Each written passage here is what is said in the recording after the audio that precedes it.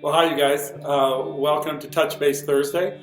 We are wanting to have a pattern where we make sure that we keep in touch with everybody on Tuesdays and Thursdays and Sundays, and then individually in between all of those times. But today, being Thursday, especially during what we call the Holy Week, which is this particular week between Palm Sunday and Easter, Thursday is usually referred to as Maundy Thursday.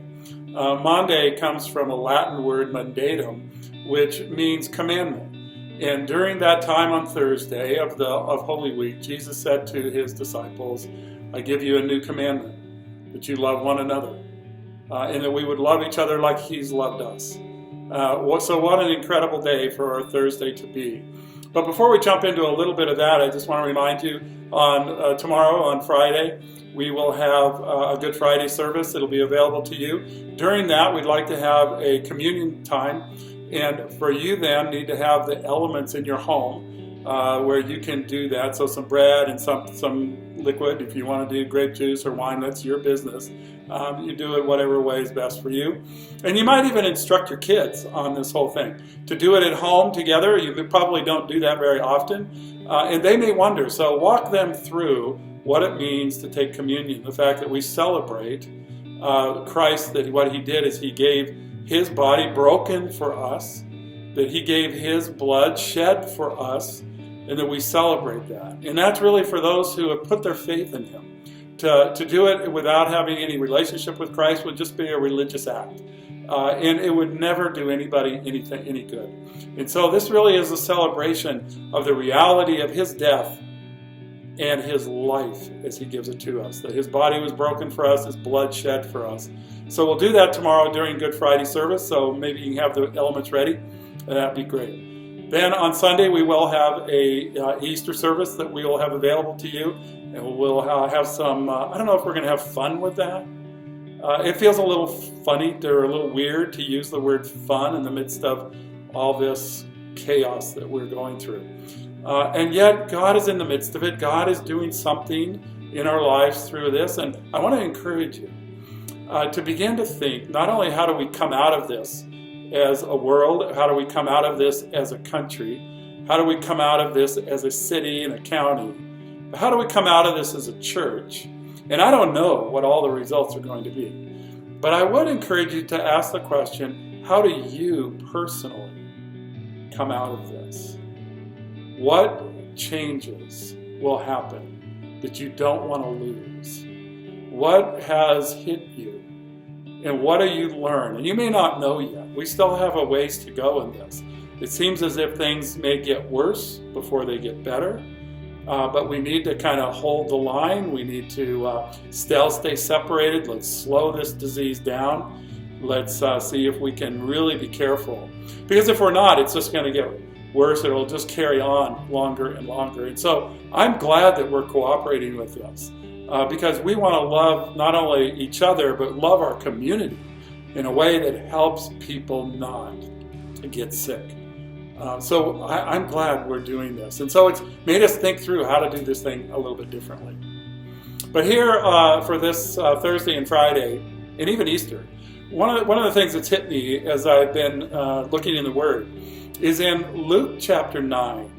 Jesus says some very interesting things. In Luke chapter 9, he begins to foretell his death. In fact, let me just read this to you a little bit. He says, but while they were all marveling at everything that Jesus was doing, Jesus said to his disciples, let these words sink into your ears. Let what I'm about to say go deep inside of you, is what he's saying. The Son of Man is about to be delivered into the hands of men. Jesus for some time had begun to warn his disciples of things that were coming, things that were going to happen.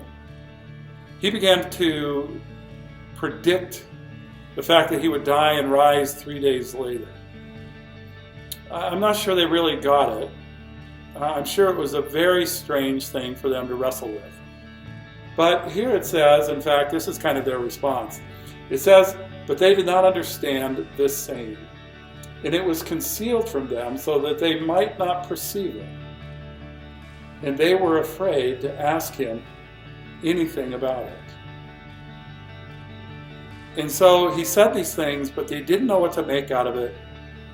But they didn't ask anything. It just kind of stayed right there. And that's a very interesting thought.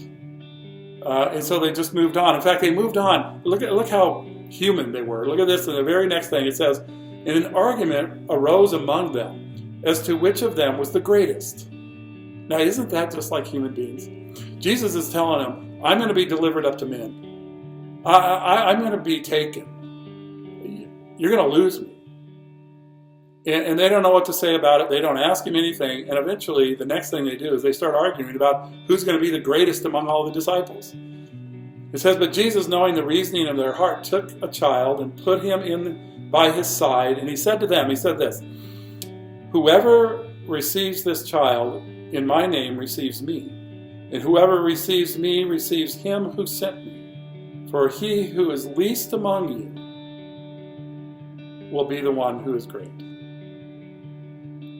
He begins to just say, I'm sure he just wondered, what in the world? You guys have walked with me all this time, and you're start arguing about who's the greatest when I just told you that I'm going to be taken up? Are you kidding? But he says, the one who is least shall be the greatest. That's the Jesus style of leadership, of sacrifice, of love, of care.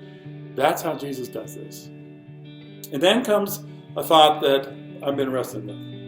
It says that when the days drew near, this is in chapter 9, verse 51. When the days drew near for him to be taken up, he set his face to go to Jerusalem. That he set his face.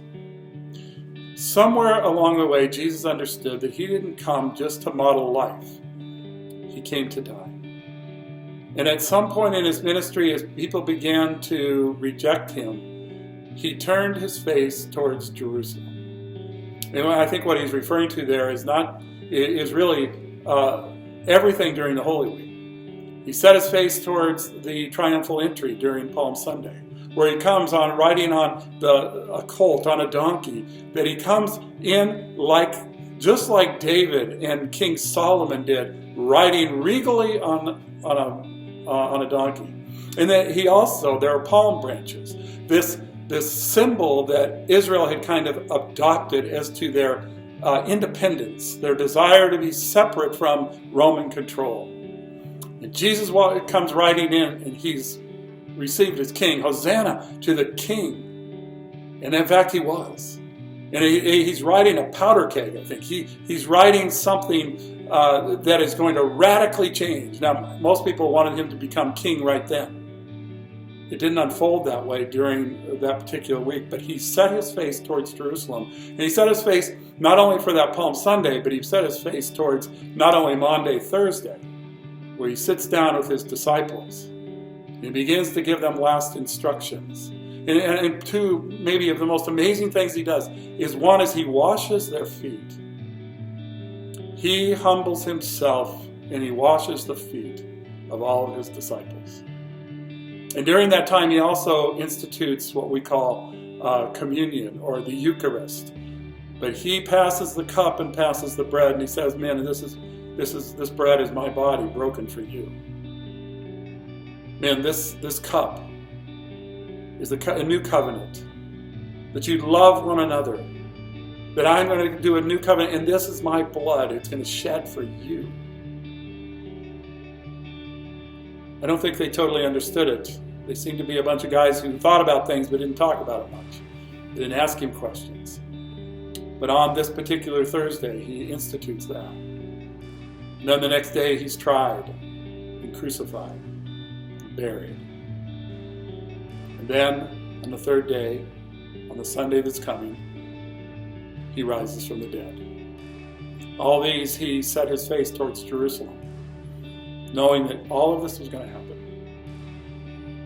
And so, Jesus meets us in the midst of our incredible need through this entire time.